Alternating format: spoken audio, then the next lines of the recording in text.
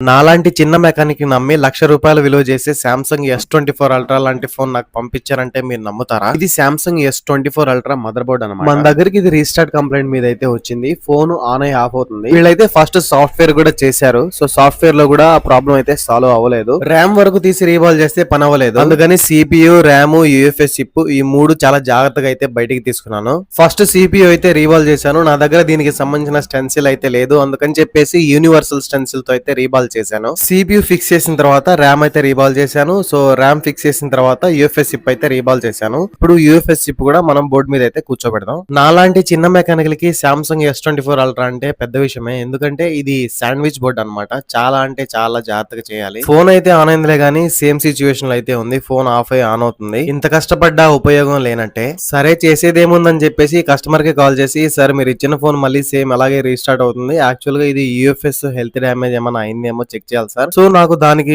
సంబంధించిన టూల్స్ అయితే నా దగ్గర లేవు సార్ అని చెప్పేసి నేనైతే క్లియర్ గా అయితే చెప్పాను. సార్ అయితే రిటర్న్ పార్సల్ చేయమన్నారు. సరే వాళ్ళు చేస్తాను సార్ అని చెప్పేసి అయితే చెప్పాను. ఇలాంటి టైంలో మనల్ని మనమే మోటివేట్ చేసుకోవాలి. ఎందుకంటే ఇంతవరకు చేసిన పని అయితే అవ్వలేదు. సో కొన్ని సార్లు అవుతుంది, తప్పదు. ఈ వీడియో కనుక మీకు నచ్చినట్టయితే నా వీడియోకి లైక్ చేసి షేర్ చేసి కమెంట్ అయితే చేయండి. సో కొత్తగా వచ్చిన వాళ్ళు నా ఛానల్ ని సబ్స్క్రైబ్ చేయని వాళ్ళు అంటే సబ్స్క్రైబ్ చేయండి. సబ్స్క్రైబ్ చేయడం మాత్రం మర్చిపోవద్దు. And thanks for watching.